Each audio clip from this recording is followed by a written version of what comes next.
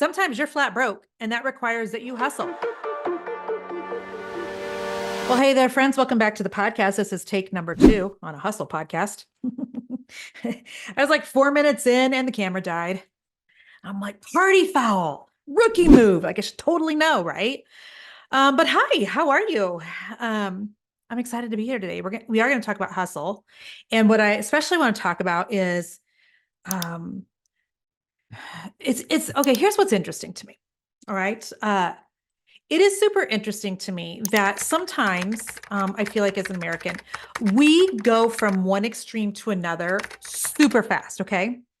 Let's take the idea of hustling. All right. So back when I started business, back in the year 1999/2000, I don't even know that I ever heard the word hustle. Okay. When I started coaching like 11 years ago in the online space, there were a lot of people that were kind of sort of talking about hustling. And what's interesting, I actually had a definition of hustling up. I need to pull that back up. Define hustle. I'm going to type that in as we're talking. But I'm not even sure that I knew fully what hustling was. And by the way, if you look up hustling, here's what it says. It's a verb to force someone to move hurriedly or unceremoniously in a specified direction, or to obtain by forceful action or persuasion, or if it's a noun, busy movement and activity. Okay. And what's super interesting is that somewhere in the last, I don't know, decade-ish, there's been a real swing from people hustle, hustle, hustle to build your side business, to build your online business, to really like get some gains in your business, to really scale. Like you need to hustle. We've swung from that in the online space in this country, whatever, from that to now like hustling is bad. We all just need to slow down. I'm just waiting on God, which by the way, yes, we should wait on God. I love Jesus. Okay. But also people use that as an excuse to let months go by without working on their business. I really hate it, by the way, when people are like, you know what, I'm just going to pray about that.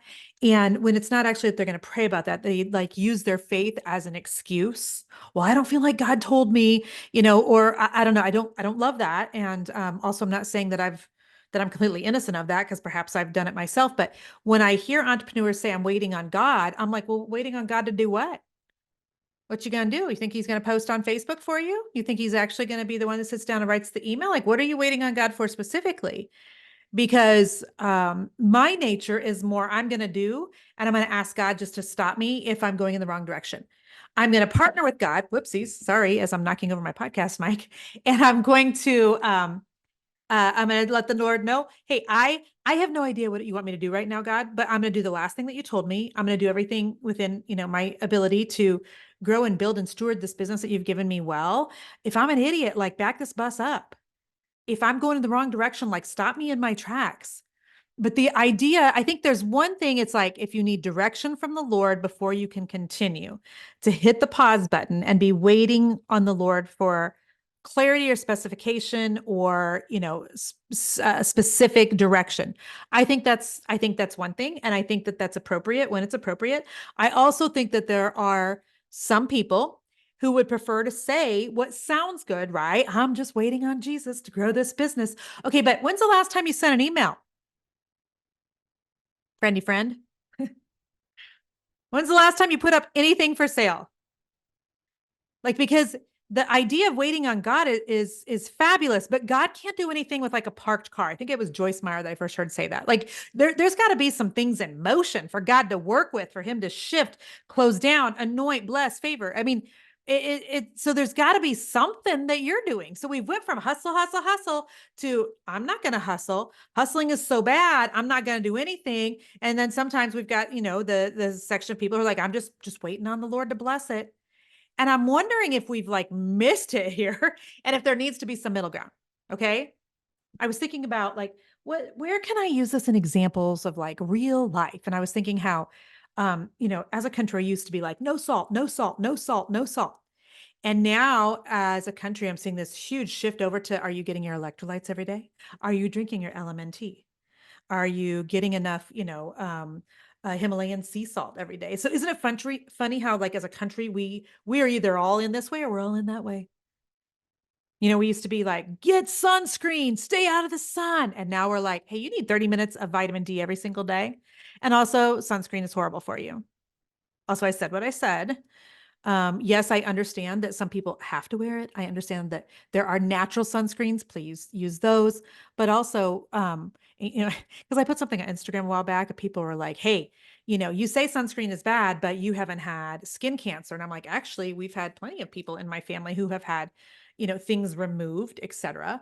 And so I'm not saying be willy-nilly, by the way. I'm just saying if you look at the ingredients in sunscreen that you get off the shelf at, the drugstore or whatever, there are a lot of cancer-causing agents in said sunscreen. And the sun, by the way, is not bad for you.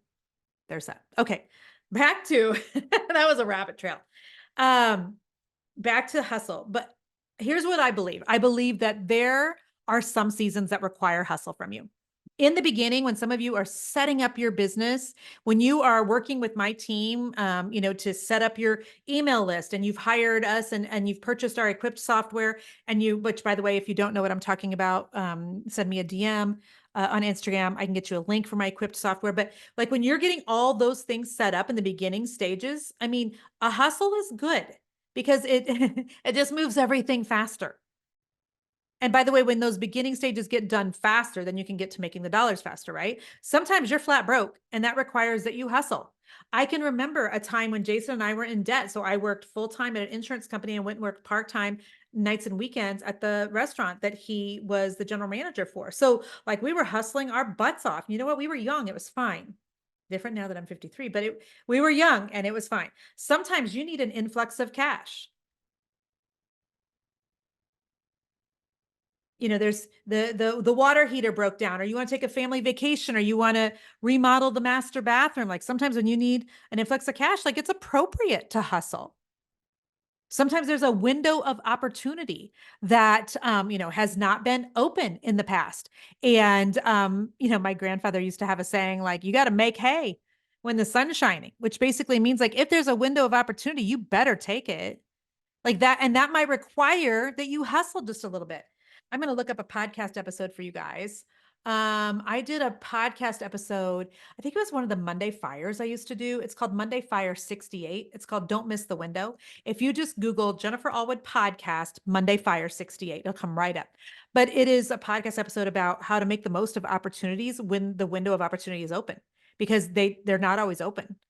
And so, since windows of opportunity are not open forever, sometimes you got to hustle when they are. And I'm not saying that we should be working 70 to 80 hours a week. Okay. I'm not saying that. It's not sustainable. It's not wisdom. It's not honoring to your family. It isn't good for your body. When I see people working that hard for that long, I'm like, what are you doing? Because, hard work doesn't have to equal long work. We can work smarter and not work harder. What are you avoiding home for? Why are you trying to be at the office so much? What is it about? Why do you feel like work is like one of the only things you know how to do and the best thing you have going for you? Like, go home. You want to change the world? Go home. Didn't Mother Teresa say that? There's no reason to be working 70 to 80 hours a week for any length of time. But if you have an opportunity to hustle for a short amount of time, like I think sometimes we need to do that. Hustle without boundaries, without a time frame, etc., is never healthy. But I think hustle, when it's appropriate, is not only wise but necessary sometimes. Okay. Listen, there's a whole lot of, talk around the idea of hustle and needing to slow down and not going too fast. And a lot of times people don't want to go too fast based out of fear. They're scared if they go too fast that they're going to miss something. Look, you're going to miss something growing your business, even if you're going fast or slow, either way. But when you see open doors, when you see some favor in a certain part of your business, but it would require you some hustling to fulfill it, I just want you to really examine the possibility of, well, what does that hustling have to look like? And could I do it for this week or 2 weeks? Could I launch this new course that Jennifer, helped me come up with in her coaching program? Like, am I willing to hustle for the next couple of weeks to make sure it's ready after the kids go back to school? Like, I think for a fraction of time when it's appropriate, hustling is not only okay, but it's good. I think there's times when we have to press on the gas, and there's other times when we have to let our foot off the gas. I did a podcast one time too called Is God Asking You Right Now to Rest or to Run? Because there will be seasons for both. The Bible says there are seasons for all things under heaven. And so I just want to encourage you today to not like go so far extreme that you believe that hustling is bad, because it's not. It's not. But I don't think it's sustainable. I don't think it's the healthiest for you, your family, your body, your mind long term. I mean, you can go listen to the podcast I did about my nervous system. If you just Google Jennifer Allwood podcast, nervous system, there's 2 episodes. One's just me, one's me and Jason. But, my nervous system is needing a lot of work right now. And I don't know if it's from necessarily years of hustling my business, but it's more of not taking care of myself in the process. And so I just wanted to do a podcast on that today because I thought, you know what? Hustling is really getting a bad rap anymore. And I don't love it. I don't love it that we've gone to the extreme to where hustle is bad. Hustle is not bad. Sometimes it's appropriate and sometimes it is the bridge maker. It's the hustle in a short season that will get you from where you currently are to where you want to be. And I would just like to say, in those cases, I think it's worth it. All right.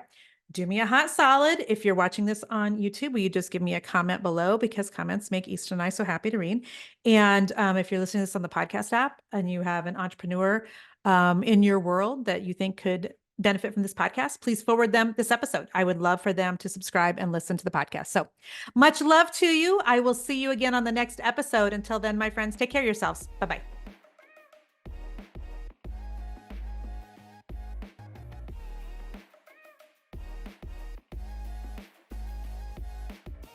Hello, Easton, my old friend.